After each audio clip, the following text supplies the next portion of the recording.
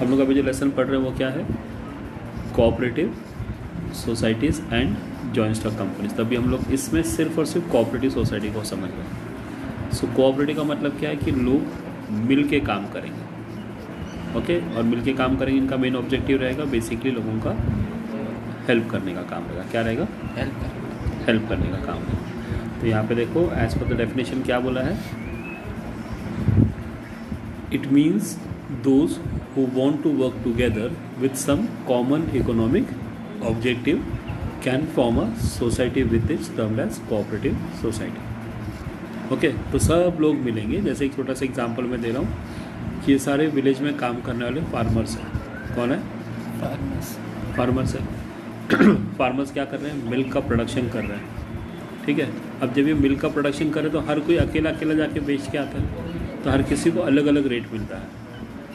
कोई भी खुश नहीं है यहाँ पर, रेट कभी ज़्यादा मिलता है कभी कम मिलता है। तो ये चारों लोग क्या करते हैं, मिल के एक छोटी सी दुकान खोलते हैं और ये चारों लोग इसी दुकान पे आके दूध को रखेंगे और फिर लोग खरीदेंगे। तो सबको बराबर रेट मिलता है और सबका फ़ायदा भी होता है।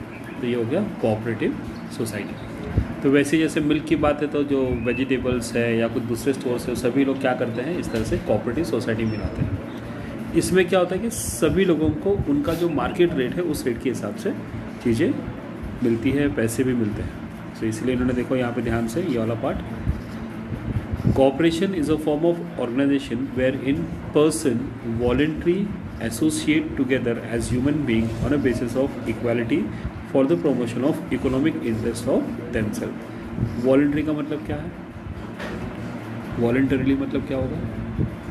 तो जहाँ पर हम खुद से, मतलब कोई हमें फोर्स नहीं कर रहा है, हम खुद से वो बिज़नेस करने के लिए जा रहे हैं। और इसके पीछे का मेन रीज़न क्या है, तो हम एक दूसरे को हेल्प करते हैं। सब एक दूसरे की हेल्प करेंगे और धीरे धीरे क्या होगा, ग्रो करेंगे, ठीक है। तो कोऑपरेटिव सोसाइटीज़ को कैसे आइडेंटिफाई करोगे कि तुमने एक बिजनेस ऑर्गेनाइजेशन को देखा, एक दुकान देखी तुमने, और उस दुकान को देख के तुम्हें पता कैसे चलेगा कि ये कोऑपरेटिव सोसाइटी है या नहीं है ना। पहली बात तो बहुत सिंपल सी बात है, आप किसी भी दुकान को देखोगे तो उसके नीचे लिखा रहता है कोऑपरेटिव वेंचर, ऐसा लिखा रहता है। बट फिर भी मान लो तुम्हें ये लिखा हुआ नहीं है और एक दुकान को देख के तुम कैसे पता करोगे कि ये कोऑपरेटिव सोसाइटी है या नहीं है। सो वर्ड हमें पता है, कोऑपरेटिव मतलब लोग मिलकर काम करते हैं। तुम्हें बार बार याद रखना है, ठीक है। तो सबसे पहला क्या है, कहते हैं ये वॉलेंट्री ऑर्गेनाइजेशन है। क्या है? वॉलेंट्री है। वॉलेंट्री मतलब अभी थोड़ी देर पहले मैंने बताया था कि लोग खुद से आके ज्वाइन करते हैं। ओके, जैसे अगर मैं फार्मर हूँ और मेरे पास मिल्क है तो भाई मैं आके कोऑपरेटिव सोसाइटी ज्वाइन कर सकता हूँ। क्लियर? तो कोई भी इस बिज़नेस को ज्वाइन कर सकता है, ठीक है।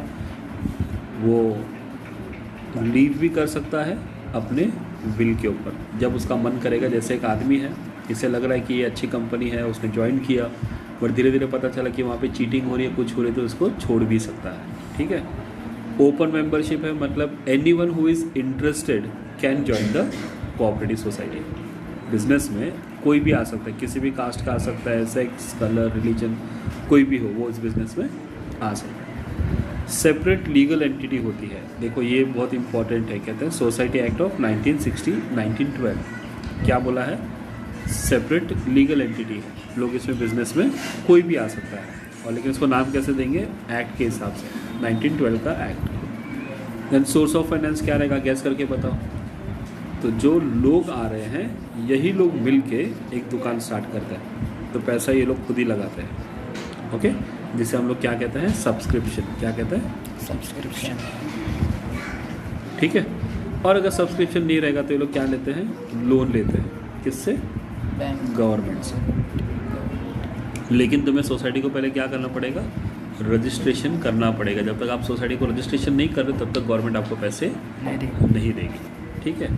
इनका मेन मोटिव क्या रहेगा, तो भाई ये लोग हमेशा सर्विस की बात करते हैं, प्रॉफिट मोटिव नहीं रहता है, सर्विस करना। जैसे गांव के बहुत सारे जो लोग हैं उनको बिजनेस करने का मौका नहीं मिलता है ना, इनके लिए एक मिडल मैन रहता है जो इनका सारा गुड्स खरीदता है, मार्केट में हाई रेट में बेचता है।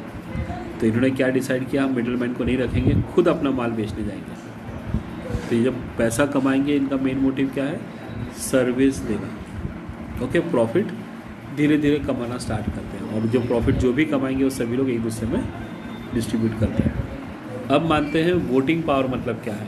सो वोटिंग पावर का मतलब है कि अब इतने सारे लोग हैं, हाँ या नहीं, अब इतने सारे लोग जब काम कर रहे हैं तो लीडर कौन बनेगा, तो उसके लिए क्या होती है, वोटिंग होती है। लीडर मतलब जो डिसीजंस लेगा, काम को ध्यान से देखेगा, लोग अपना जो प्रॉमिस लोगों ने किया था जिसके लिए उन्होंने कोऑपरेटिव सोसाइटी ज्वाइन की थी, वो काम सही ढंग से हो रहा है कि नहीं हो रहा, उसके लिए क्या होना चाहिए, एक लीडर होना ज़रूरी है।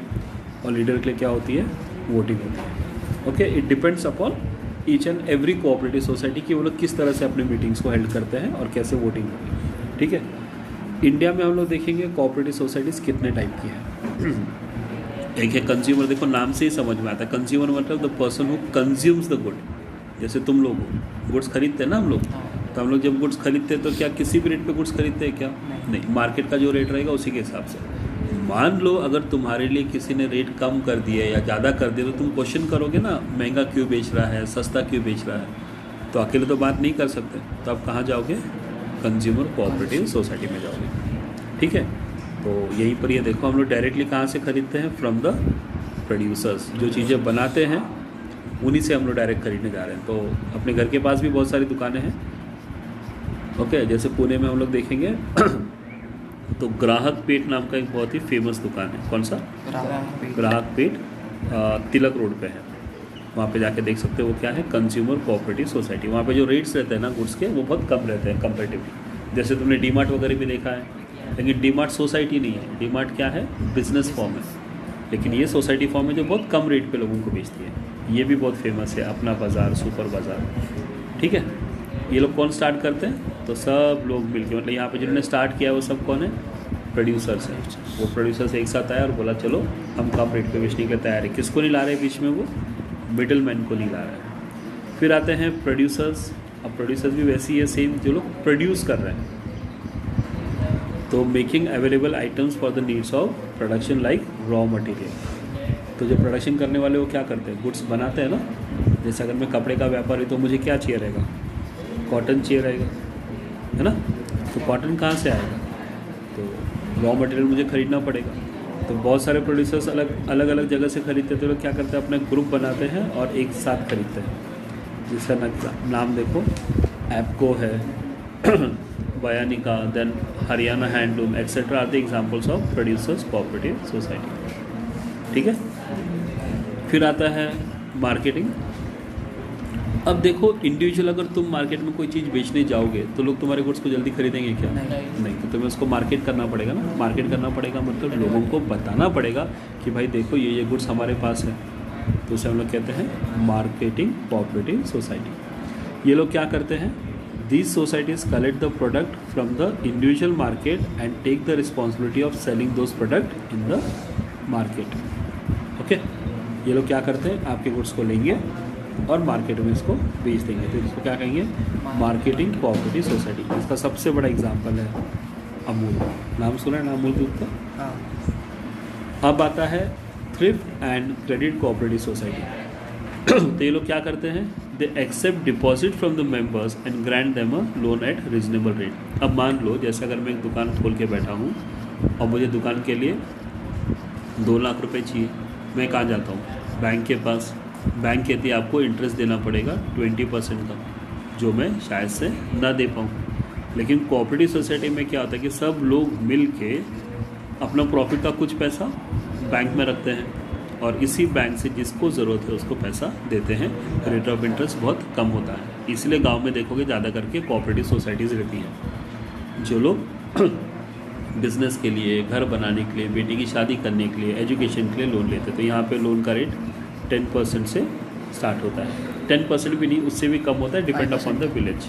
ठीक है, तो ये देखो नाम दिए हुए इन्होंने, urban cooperative banks, village service cooperative society. ये सब क्या है, जो thrift and credit cooperative society लोगों से पैसे लेती है, मतलब जो मेंबर्स हैं उनसे ही पैसे लेगी और मेंबर्स को ही पैसे देगी। ठीक है, जैसे मम्मी हमसे पैसे लेती है, जब गेस्ट आते तो हमारे पास पैसे आते हैं ना, हम किसके पास देते हैं, मम्मी के पास।